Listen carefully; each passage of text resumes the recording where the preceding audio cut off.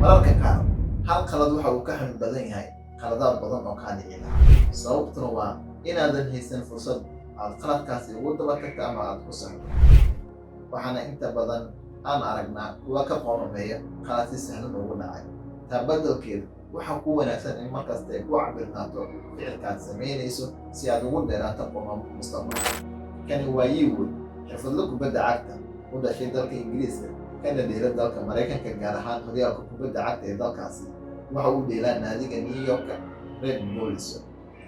Xilli naadigiisa lagu lahaa 2 gool iyo waxba, saacaduna ay tahay 10 saac ama waqtiga dhimashada, isagana uu aad ugu walwalsanaa goolasha lagu leeyahay, ayna muuqatay inuusan kontarooli karin carrada gudihiisa ayaa waxa uu kubad ku laaday tarabuunka.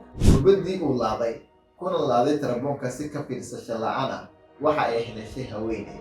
Sidoo kale marka ay soo laabatayna cunug yar oo dhallaan ah. Labadaba waa ay argagaxeen. Garoonkuna wuxuu noqday mid sawaxan iyo buuq ah. Ciyaaryahanka isla markiiba markii uu ogaaday inuu qalad galay waxa uu ka booday derbiga, isagoo isku dayay inuu raaligelin ka bixiyo qaladkii ka dhacay.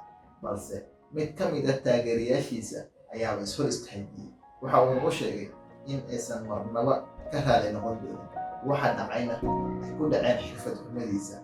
Isagoo ka qomameynaya ayuu garoonka dib ugu soo laabtay. Arbitrii ama refereegii ama garsoorihii garoonkana waxa uu siiyey yeelo. Horay wuxuu u qabay yeelka. Ciyaaryahanka iyo kooxdiisa New York Red Bulls labaduba war-saxaafadeed ayay kasoo kala saareen dhacdada ka dhacday.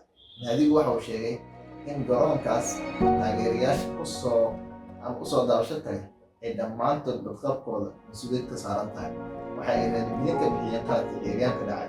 Si la mid ah, ciyaaryahanku waxa uu sheegay in qaladkaasi uu cashar badan ka bartay, uusan dib dambe ugu noqon doonin. Sidoo kale caafimaadka qoyska iyo dadkii dhibaatada meeshaasi ka soo gaartayna uu si dhow ula socon karo. Inta waxaan ka baran karnaa in qaladaadka sida sahlan kaaga dhaca aad mustaqbalka ka daba tegi karin, ama xitaa qoomamo iyo mustaqbal oo noloshaada ay ku raagto walbahaar iyo maxaa ii geystay, maxaan u sameeyey taas. Intay taasi dhici lahayd, waxaa wanaagsan in mar kasta aan fiirino ama aan cabirno tallaabada aan qaadayno.